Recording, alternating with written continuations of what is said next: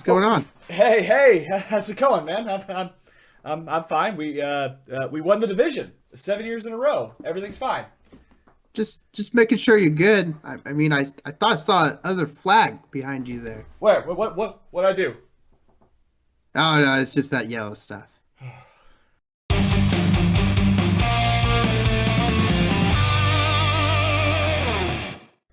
Good afternoon, football fans, and Merry Christmas to all of us here at the Trajan Temple Sportcast. I am your host, professional wrestler and Kansas City Chiefs fanatic Christian Temple, joined alongside, as always, by my good friend, the terrible towel twirling Trajan. And he is very excited because he gets to talk about his game this week, and he Got a really W. wants to. He got the W, man. Got the W. How are you, my friend? I'm doing well. We beat an opponent that we should beat, so that feels good. I would have hurt the old ego there if we lost that game. Hmm. We did it with Trubisky nonetheless. There you go. So it wasn't like we had to use all of our, I guess you call them star power, but Star in the making. Star in the making, Patrick. star in the making. I There you will go. go with that. So yeah, no, we had a pretty efficient day. Our defense did the job. They held him to 209 yards total offense. They were in the backfield going after Sam Darnold the whole time. Trubisky, clean game. Didn't give the ball away. No touchdowns. No interceptions, though. 179 yards passing. We did a good job running. So I think it was like 156 yards rushing. I was gonna say this day definitely seemed to belong to the running back core for you guys. Yep. George Pickens had a great catch. Nice long bomb. He was on my bench this week. Uh, which was okay because Jerry Judy got me more points. So, but yeah, no, efficient day. TJ Watt got a sack there, and so he is the third fastest to get up to 75 sacks, was it? Oh, really? I Okay. believe. So behind his brother and is it Reggie White? I think it's That Reggie White. sounds right. That sounds right. Yeah. All right. So Yeah. yeah, doing good. Absolutely. It's always good to have a win on the road, especially mildly convincingly, and all things considered, especially with your second string quarterback.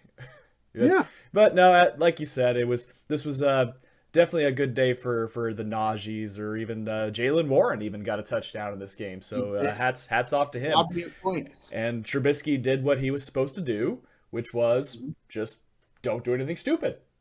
Exactly. Unlike the last game. Exactly. Alrighty. Well, as we kind of alluded to in our intro this week, yeah, we beat who we were supposed to beat, and we are seventh straight AFC West champions. There's really not a whole lot to talk about in this game. I mean, we were supposed to go in there and beat the Texans, and that's what we did. Some details are missing. I don't know what you're talking about. Did you not have like a lead until the fourth quarter or something? Yes, as you can see here, the final score of 30-24. The Chiefs do eventually defeat the Houston Texans in overtime. No, this once again wasn't one of the prettiest games. Now here's the deal: in a vacuum, you look at Patrick Mahomes' stats and you think, what a game by Yep. him. Just what was it? There was 20 straight completions by him. I mean, that's if you want to talk about elite, that's exactly what you want your quarterback to be doing in every scenario. But and it actually was no fault of his own. He was on near perfect today. There were some missteps to say the least. There were a lot of key penalties, mostly defensive penalties that kept the Texans in it. There were a couple turnovers by the Chiefs that kept the Texans in it. One by Isaiah Pacheco, and the other by Juju Smith-Schuster. And man, that's I feel you. both of those.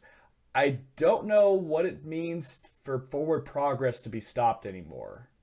Sometimes that comes into effect on fumbles. Sometimes it doesn't. I'm unclear sometimes with how they rule that kind of thing. But Depends on who it is. I guess so. I guess so. But you know what? A win is a win is a win. They don't ask how. They ask how many. And I'll tell you exactly how many. This many.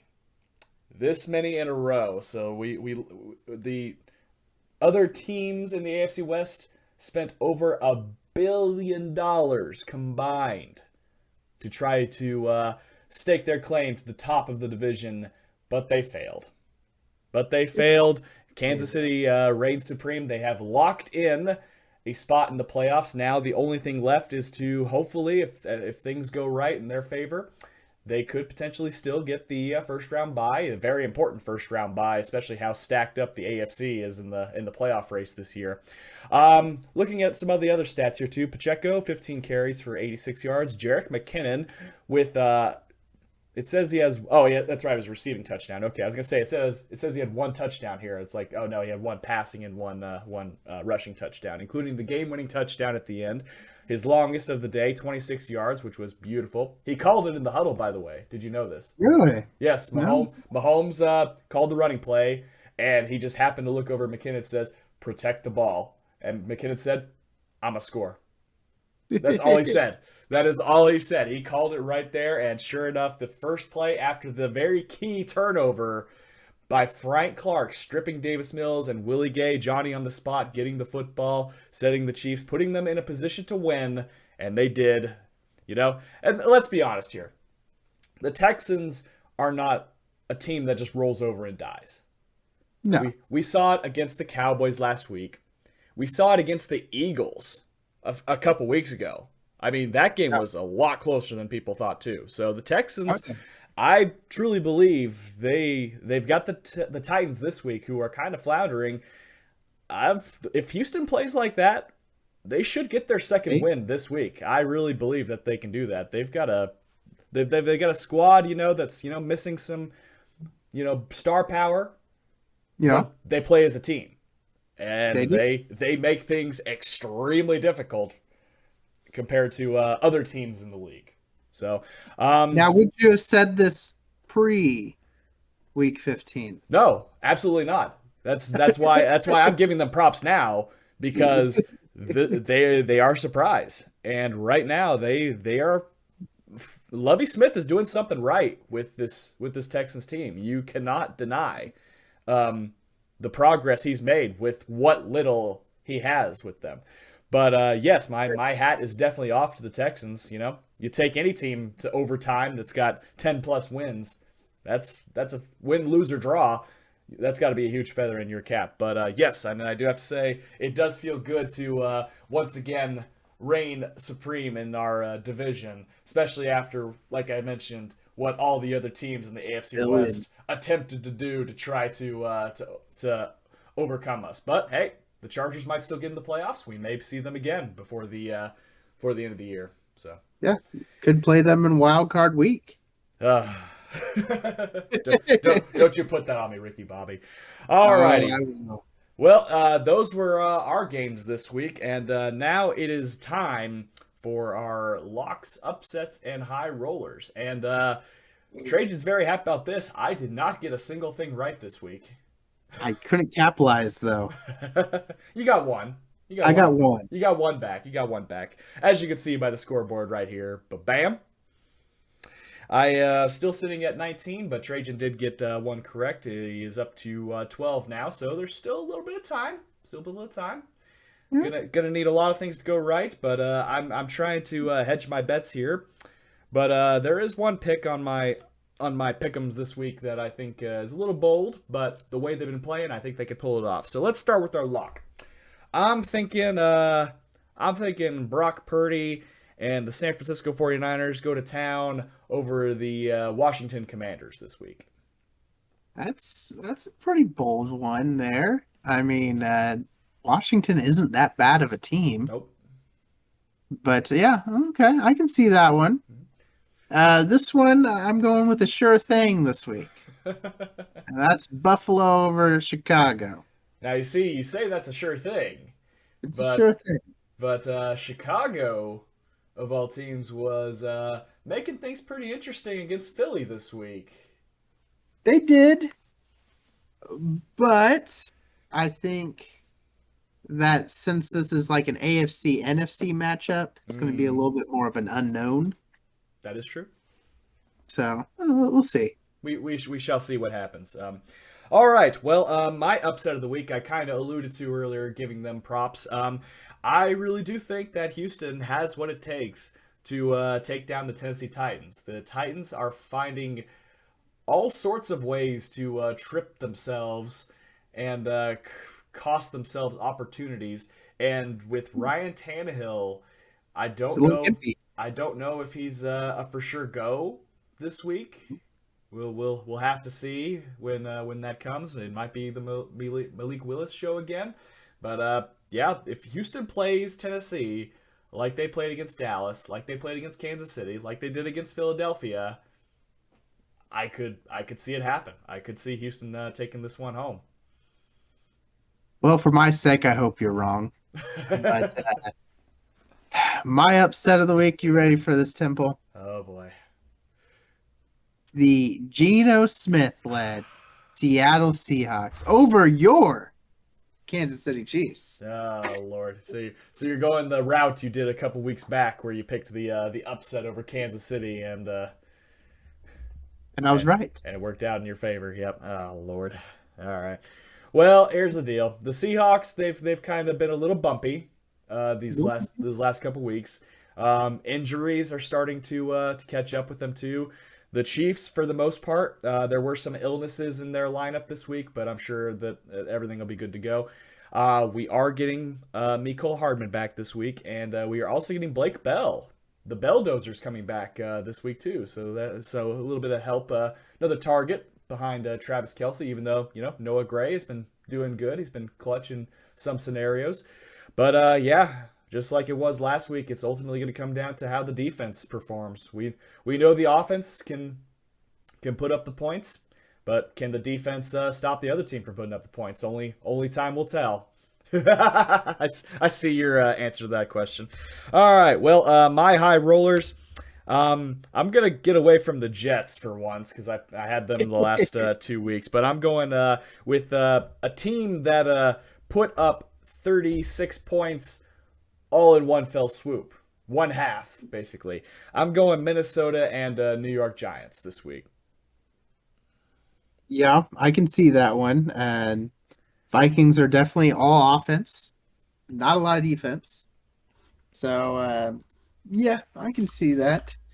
This one is kind of a gamble for me because, as you know, with your fantasy team, Hurts might be hurt. And but I believe it's a divisional game. They both need this. Philly to clinch the division, Dallas to stay in it. So I say Philly Dallas. And that, honestly, you can see that being a defensive struggle for the ages, or you can see that one going 48-45 with how dynamic those offenses are. Yes, Jalen Hurts, his status is pretty up in the air right now. It could be the Gardner Minshew show, which has been a while since we were able to say that name. Ooh. But only time will tell. If Dallas can get a win here, that would all but put them back in the hunt for the NFC Yep. East. The Eagles' lead would slowly diminish if the Dallas Cowboys were able to get that game advantage over them here. Um, what's up? I mean, so they gotta. So Philly would have to lose out, Hmm. and Dallas would have to win out. Well, not necessarily, because there's two more games after this. So if Dallas Yeah. beats Philly this week, then Dallas would be one game behind them, right? No, Philly is 13-1. Philly is 13-1. And Dallas is Dallas is 10 10 and and 4. They're 10 and 4. I thought they were 11-3. I thought they were 11 and yeah. 3 for some reason. I see it now. Okay. Yep. So yeah, that's what would have to be. Dallas would have to win, and Eagles would have to win out to clinch the division, I guess, wouldn't they? Yep. All right. There we go. Well, So, some other key matchups to look forward to this week.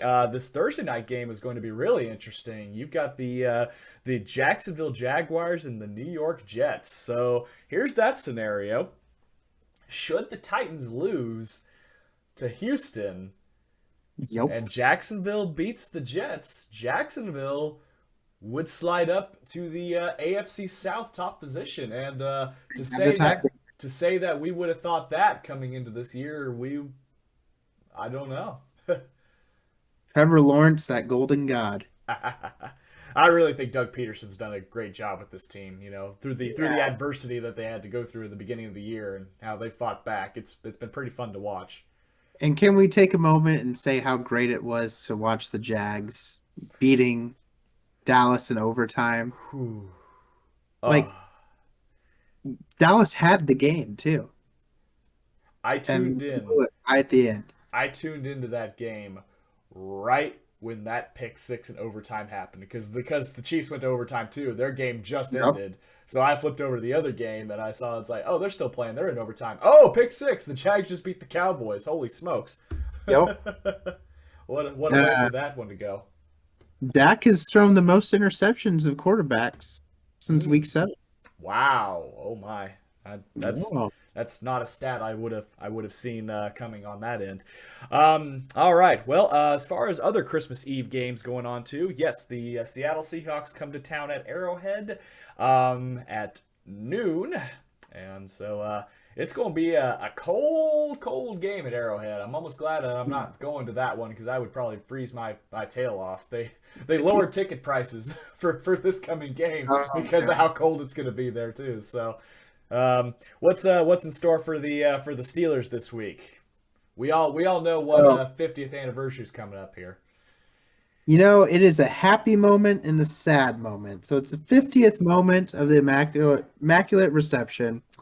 Unfortunately, it was just announced today as we're recording that Harris died at 72, days before his celebration. And of course, Christmas as well. So Hmm. thoughts go out to their family. But yes, it is the 50th anniversary against the Raiders there. Hopefully, we channel some of that energy. Go get a win for Franco. There you go, and effectively move up in the rankings for a potential wild card spot for you guys. So, but yeah, it's interesting. Still Franco there. Harris, yes, passed away at the age of 72. The Immaculate Reception happened in the year of 1972.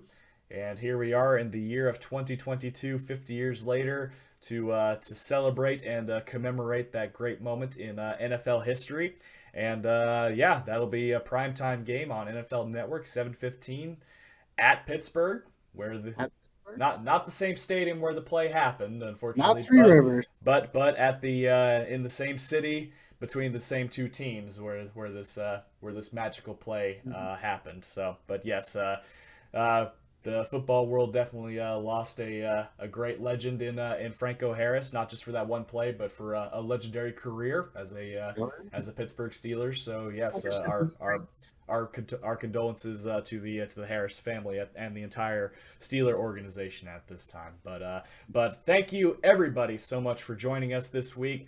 We wish you all a very Merry Christmas this year and a Happy New Year. We will be back next Wednesday to recap this week. And also, it is time for the final week of our NFL tier maker. So, who's a contender, who's on the outside looking in, and who's going to the gallows because they've been eliminated from competition. So, only time will tell.